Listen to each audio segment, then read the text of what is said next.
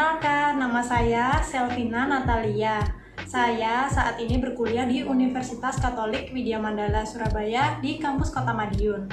Saat ini saya mengambil jurusan akuntansi dan sedang melakukan KKN secara daring di periode 2 tahun 2020. Pada kesempatan kali ini saya akan membagikan tips bagaimana cara mengelola keuangan dari pendapatan yang kita miliki. Tips yang pertama adalah rencanakan anggaran dengan membuat daftar untuk kebutuhan menjadi dua bagian. Bagian yang pertama adalah kebutuhan primer, di mana kebutuhan primer itu adalah biaya makan, transportasi, biaya listrik, atau biaya kuota internet, dan biaya-biaya lain yang merupakan biaya rutin dalam setiap bulan. Sedangkan kebutuhan tersier yaitu seperti belanja, jalan-jalan, terus traveling. Jadi itu kebutuhan yang dibagi menjadi dua. Sedangkan tips yang kedua yaitu kita harus segera membayar tagihan. Kenapa? Supaya kita mengelola keuangan dengan baik. Artinya, ketika kita memiliki tanggung jawab untuk membayarkan tagihan, kita harus segera membayar sehingga kita tidak memiliki tabungan lagi untuk membayar, dan kita merasa lebih tenang ketika kita sudah membayarkan tagihan-tagihan tersebut, sehingga juga tidak mengganggu pengeluaran-pengeluaran yang lainnya. Nah, untuk tips yang ketiga, kita harus menabung. Jadi kita harus menyisihkan pendapatan kita untuk menabung. Kalau biasanya kita kan digunakan terlebih dahulu uangnya.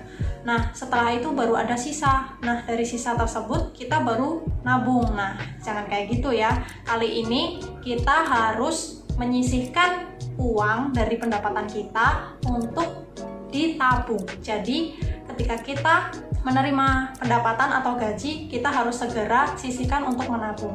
Nah, untuk menabung, kita dapat memilih seberapa banyak yang ingin kita tabung. Jadi, berapa persen dari gaji kita, itu terserah kita. Nah, kenapa kita harus menabung? Hal ini dapat membuat kita menjadi bertanggung jawab terhadap sesuatu. Jadi, alih-alih kita membelikan barang yang tidak penting, kita lebih memilih untuk menabung, karena menabung ini untuk diri kita sendiri. Sedangkan kalau kita tidak menabung, kita merasa rugi. Wah, kayaknya kalau saya beli barang ini saya rugi, harusnya bisa saya tabung, tapi ternyata malah saya buat untuk membeli barang yang sebenarnya tidak perlu. Nah, itu tips yang ketiga. Tips yang keempat yaitu membuat catatan pengeluaran. Nah, dengan mencatat pengeluaran kita, maka kita akan tahu kemana sih uang kita larinya. Jadi uang kita itu sebenarnya paling banyak itu berada di mana. Misalkan kalau saya punya gaji dan saya menggunakan untuk bayar tagihan pulsa, terus untuk makan sehari-hari, terus untuk bayar kuliah. Nah, kita pasti tahu kan dari rincian-rincian yang sudah dibuat, pengeluaran yang paling banyak itu di mana. Nah, itu menjadi kesadaran buat diri kita mengendalikan sesuatu yang tidak penting. Jadi dari sekian banyak pengeluaran, kita bisa melihat mana sih yang sebenarnya tidak penting untuk kita beli atau kita gunakan untuk sesuatu yang sebenarnya tidak sangat penting atau mendesak. Tips yang kelima yaitu miliki 2 buah rekening.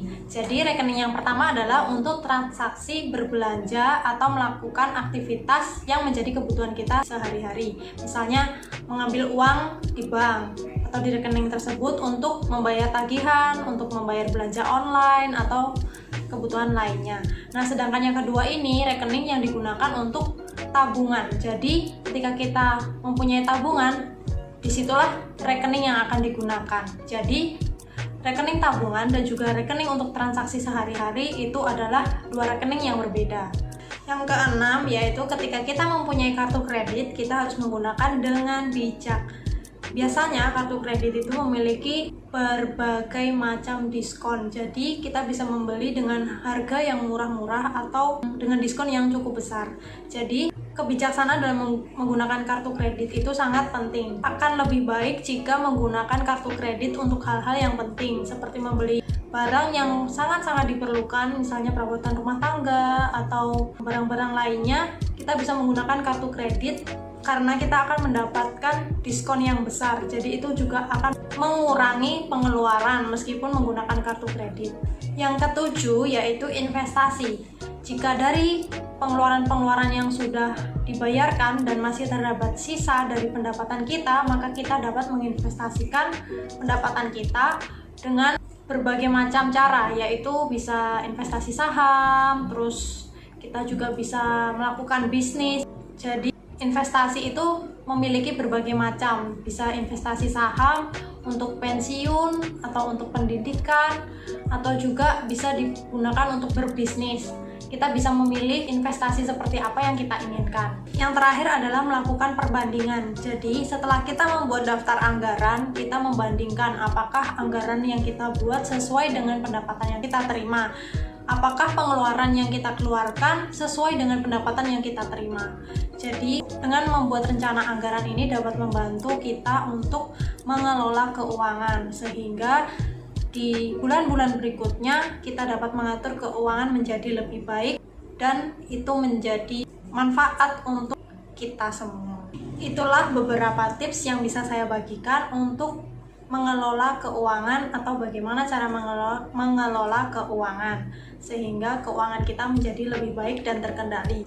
Jika Anda menghargai kerja keras dan usaha Anda, maka bijaklah dalam menggunakan gaji Anda sendiri.